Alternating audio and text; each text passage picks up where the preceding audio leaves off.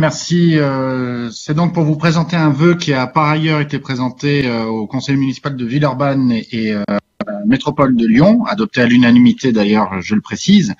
Donc sur General Electric, 5 ans après avoir acheté des activités énergie d'Alstom, General Electric poursuit méthodiquement la destruction de l'activité.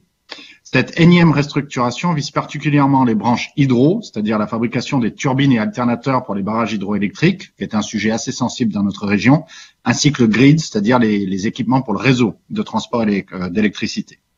La promesse de General Electric était de créer en 3 ans 1000 emplois en France, et cette promesse est évidemment passée aux oubliettes. Et au mépris de ces engagements, après une saignée annoncée il y a 1 an sur le site de Belfort, c'est aujourd'hui autour de la région lyonnaise d'être le plus touché, après l'annonce d'un plan menaçant 620 postes en France, à près de 30% de ses effectifs et qui toucheront en particulier les sites de Villeurbanne et de Saint-Priest.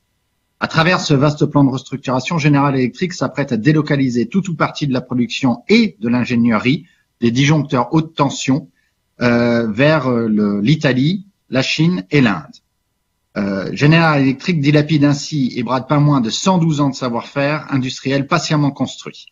Rappelons que l'usine de Villeurbanne est la branche énergie renouvelable de General Electric. Elle conçoit et produit tous les composants nécessaires au développement des réseaux électriques, notamment des disjoncteurs haute tension.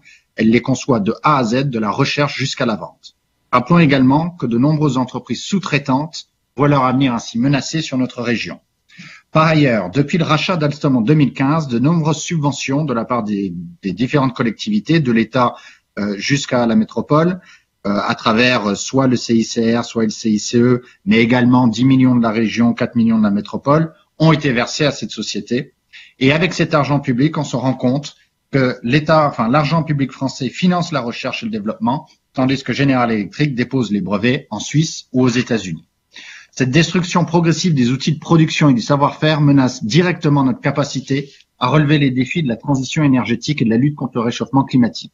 À l'heure de l'hyperdépendance au système productif mondialisé, elle pose la question de notre autonomie, notre indépendance stratégique dans ces secteurs qui sont hautement importants pour nous.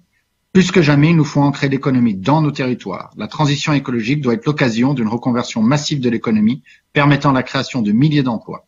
Cela doit se faire en planifiant et en développant une stratégie industrielle basée sur l'humain, la transition écologique et évidemment une politique industrielle à long terme.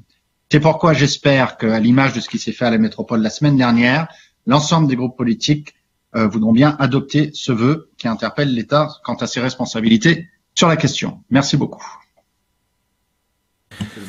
Très bien.